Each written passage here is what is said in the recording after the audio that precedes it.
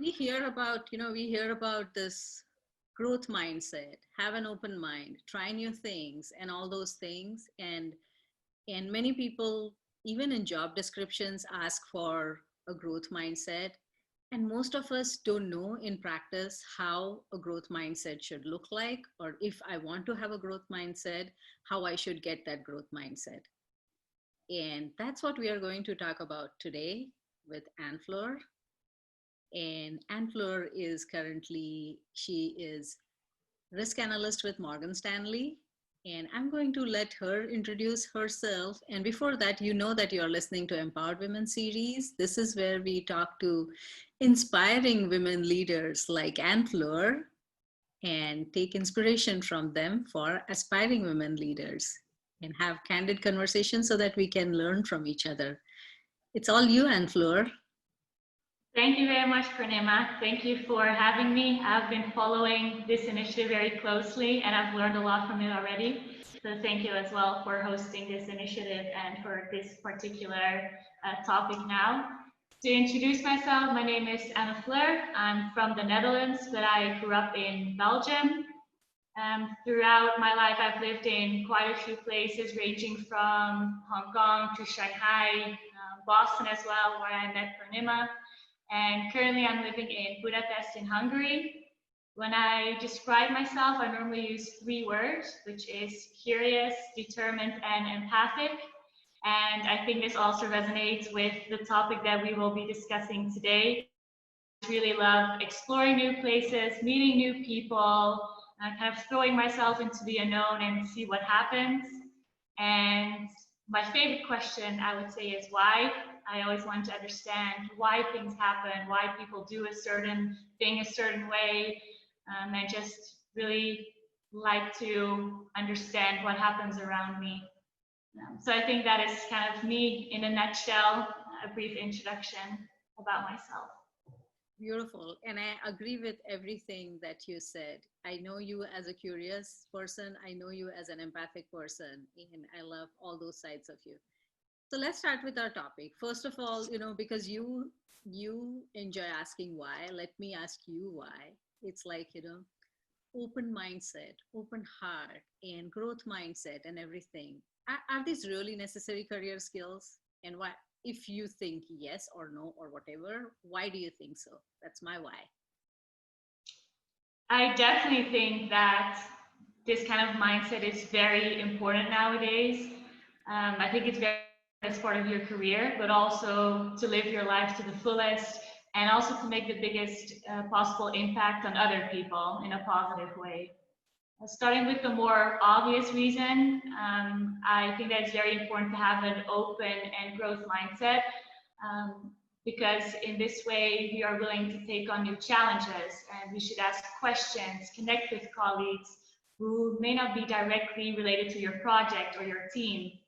And through these challenges and interactions, we become exposed to so many learning opportunities, ones that I think we often wouldn't be exposed to if we would just stay in our comfort zone and not make ourselves feel uncomfortable. And yes, we may make mistakes, we may do things that we regret later on or think we could have done this in a better way. But I think that's how we learn. We have to take on challenges, we have to make mistakes to be able to learn. And I've definitely made my fair share of mistakes as well in my relatively short career, but I think I've learned more from these mistakes than I've learned from anything else. And I think also that's why it's so often that we hear fail fast and fail often, especially in the entrepreneurial space. This is how we learn, and I think this is just a really important mantra to stick by and to remember. That's so you gave one example that, try to learn from your colleagues. And so I want you to give us another example, because that example, although it is very specific, it still seems slightly vague. It's like, I might say that I'm so busy. How do I make time to learn from my colleagues? And what do I learn from them? Like, what do I learn from them? So can you give us a very specific example on what does growth mindset look like to you? How does it look in practice? I think one important thing is to always listen and observe others. I think this is really underrated. For example, when I sit next to my manager in the office and he manager, which doesn't really involve me, I really try to listen to not only what they are saying, but how they are saying it, how are they communicating, what is the body language, and what is the type of tone that they're using. These may seem really specific and not that relevant, but I think other people interact and communicate, this has helped me a lot. And one, I would say, bigger example is when I moved abroad to Hong Kong for the first time. I was always a person that really enjoyed being home. When my friends would go out party, of course, sometimes I would join, but I would also be perfectly fine just staying at home with my family, watching a movie, playing board games. Um, and I think as a result, I was maybe not as independent when I was 18 as my friends were. So I think making that step and going abroad, living in Hong Kong and studying there for my exchange semester was really kind of a jump into the unknown. I didn't know the place. I'd never been to Asia. I didn't know there. So I think just sometimes thinking about what you can learn from, what is it that you really want to do in your life, just taking that moment and really understand what it is that you want to do. And at that point, it was putting myself in an uncomfortable position and seeing where it would go. I think this is really important, especially early on in your career. So I think this is maybe the moment that I felt most uncomfortable going to Hong Kong, but it's definitely an experience I will never forget, that I really embraced, speaking with locals. I planned my classes in a way that I could travel almost every weekend and really get to explore Southeast Asia. And I just really now treasure the adventures itself, but also the lessons that I learned from those around me, personal development that I made, and also just the people that I was able to meet and that I was fortunate enough to learn from and connect. So you're saying you gave an example of travel. You gave an example of, oh, actually there were like a lot of examples in there in your one example. So you are saying travel, if possible. You are saying step out of your comfort zone. That's not if possible, that you have to do it. Yes, agreed. And here is my question. Like, let's look at travel. Let's look at travel. I remember, or maybe it's true right now also, like people actually used to run away from careers which would involve a lot of traveling, and or some amount of traveling, or traveling from, from their place where they live to some other place which is not very attractive place. Do you think, I don't know why I said that, but it was important to mention it. I think the things are changing. I think the Mm-hmm. things are changing. People do, some people just, or maybe, I am now more close to people who enjoy traveling and they want to travel and they want to take up jobs which involve traveling. Do you think it is, you said that, to have a growth mindset, it is important to travel, which also has kind of, or let me ask you this question. Do you think it has any negative impact, travel? Does it have any negative impact on your career? I think one aspect that can have a negative impact is, for example, in an interview, when a certain hiring manager looks at your CV and sees that you've been traveling around a lot, it may create a negative image of, is this person willing to stay with us for a longer period of time? And I think when this question is asked, you should always be honest. I would never say in an interview something just to make the other person happy, because in the end, if they hire you for the wrong reason of being there, you're probably not going to be happy. So I think if you get asked this question, whether you're likely to stay with the firm for a longer period of time, if you're willing to travel, if your priority is to travel, I think you should just be very honest and tell them if you want to travel that you want to travel, and maybe you won't stay with the firm for 5 or 10 years, but at least your expectations are aligned. If it doesn't work out, it probably wasn't meant to be because you want to travel, and if that doesn't fit with the role, then it wasn't meant to be. So I would definitely say that this may be the negative impact, but I think how you handle it and what your response is in your own control, and you can direct the conversation in a way that fits with your personality and with your needs and wants at that time of your career path.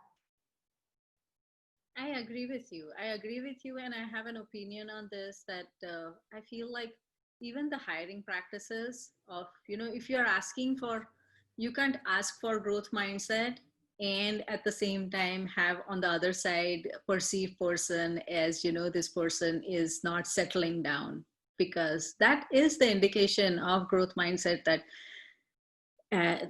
travel, for example, like travel, it just sounds like one word, but it has so much packed into it. Like when you travel, not travel as in as a tourist to a place, but when you completely go to a different place, you change your culture, you change your habits, you change your perspective, you change your language, you change your food, everything changes. And that makes you like that, helps you grow up so much faster. Definitely. I really agree with that. I see with that, for example, the experience going to Hong Kong. I think the amount of progress I've made with self-awareness, developing myself in those 6 months is probably bigger than the 18 years before that. So I definitely agree with that, that through travel. Of course, it also depends on how you travel, how long you live somewhere, if you interact with locals and those kind of things. But I think just the independence you get from it, cultural understanding, broadening your horizons, and those kind of positive aspects far outweigh the potential negative aspects associated with traveling or living abroad.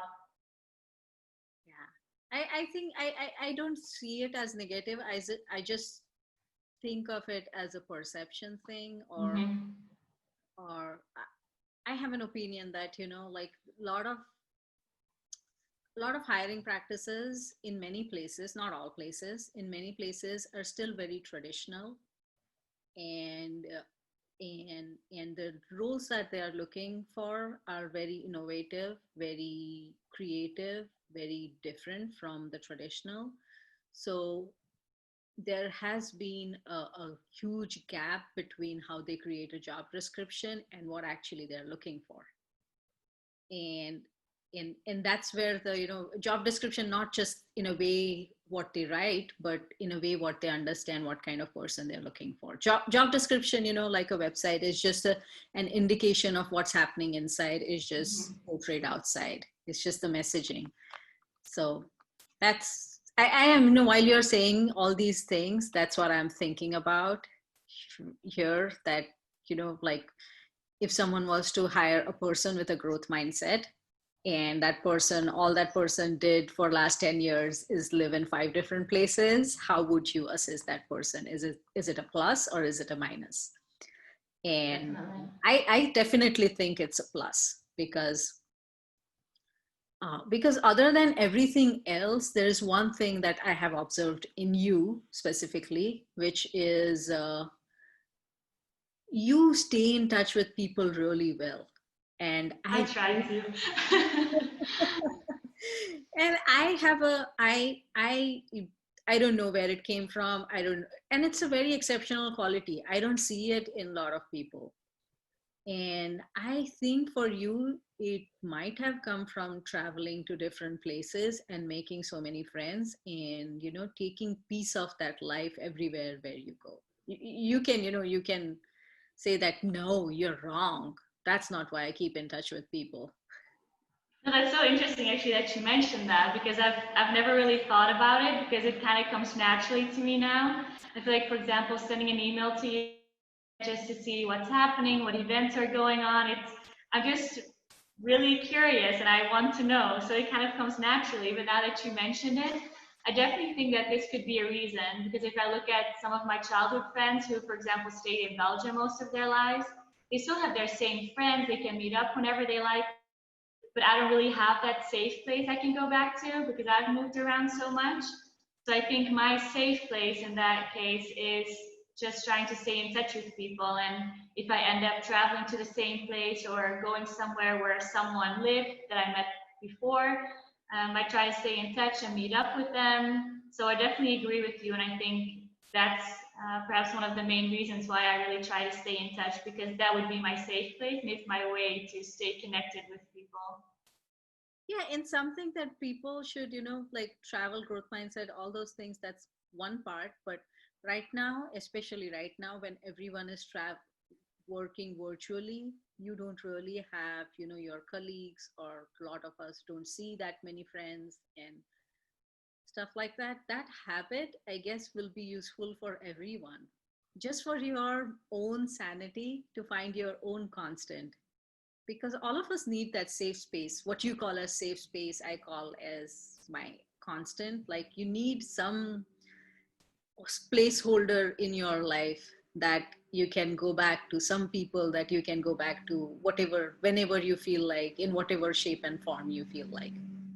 Exactly. I feel like with some people, you've gone through certain experiences, you've traveled with them, you went through challenging times with them, and that just gives you a unique connection with that person. And if something happens in your life, something unique happens, whether it's negative or positive, I think there's always one person that pops into your mind first that you want to share it with, want to talk about it with, or so I definitely think it's important to stay in touch with those people you really connected with and have similar values as, and who just bring positivity to your life in general as well.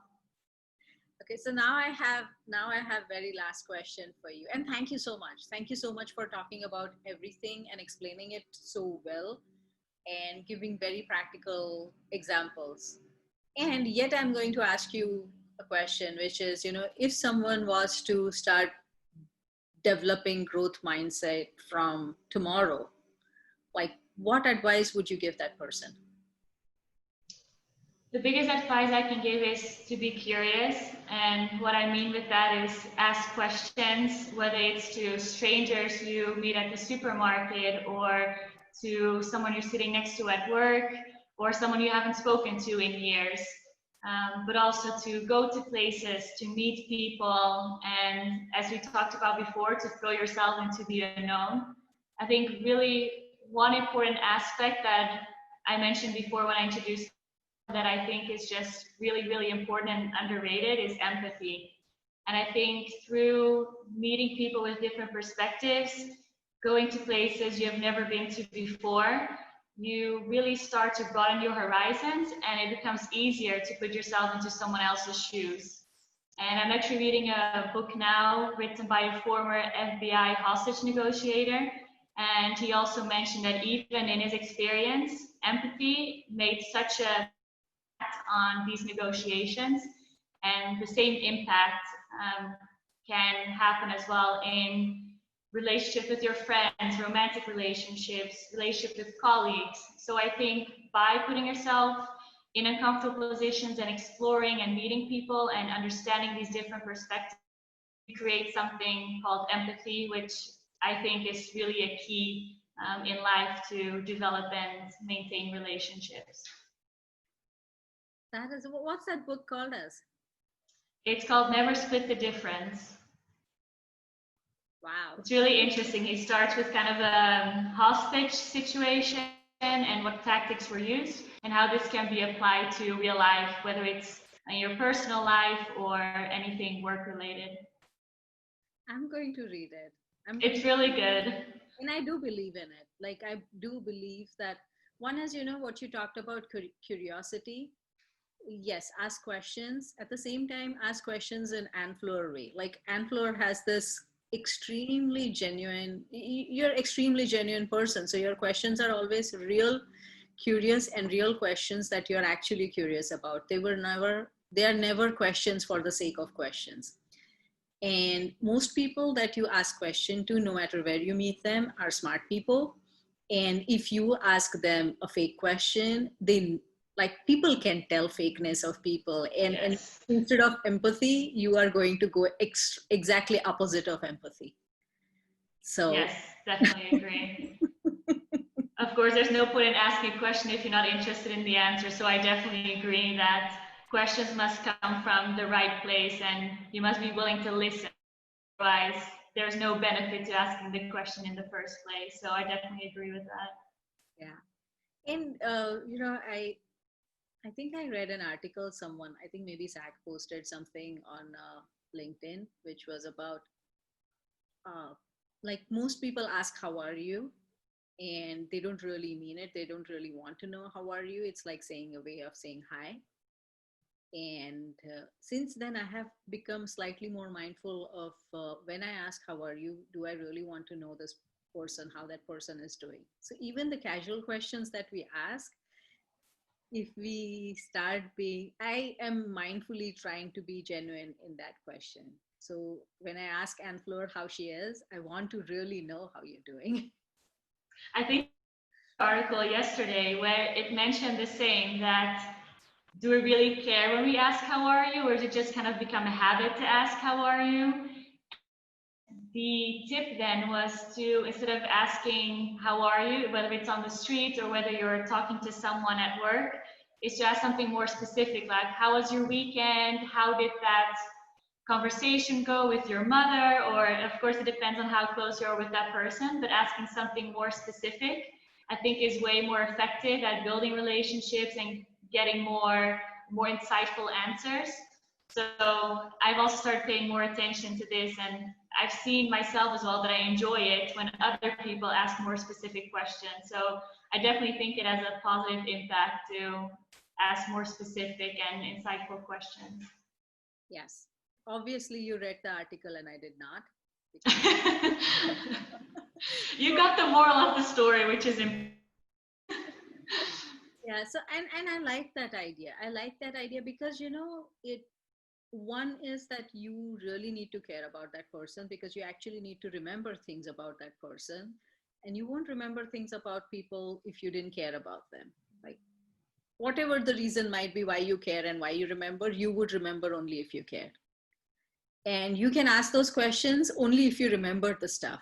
Like, I need to remember who is in Anne-Fleur's family. I can't ask, if she doesn't have a sister, I can't ask her about her sister. So, Yeah, or how was your holiday? Just these small things that make such a difference, building a specific company culture of care and understanding. And so I think it's really important to have these kind of people that really care about other people and really want to support other people.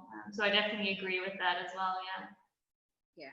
I want to have another conversation, not today, but I would love to have another conversation about, like specifically about your job and working at Morgan Stanley and working as a risk analyst and how it goes and what you do and what actually it is and all that stuff. Because many finance related jobs are slightly like, they are vague for most people. Mm-hmm. They do not understand whether are, they, they qualify for it or not qualify for it and what are the qualities. We should have this conversation separately, but That sounds good. yeah.